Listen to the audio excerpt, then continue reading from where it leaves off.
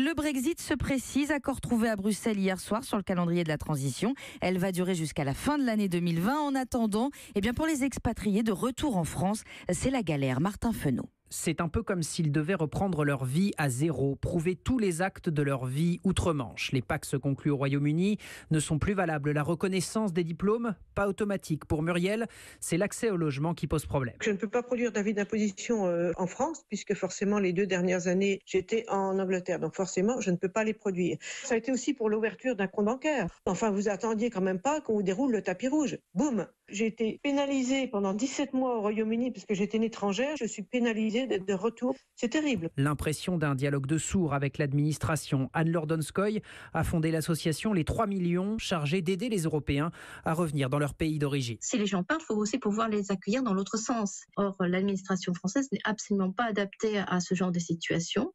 On pourrait utiliser les agences consulaires, par exemple. Pour le moment, ces agences consulaires ne s'occupent absolument pas de ça. Si les autorités ne réagissent pas rapidement, elles vont se trouver débordées, dit-elle, car le flux de départ d'Angleterre semble s'accélérer.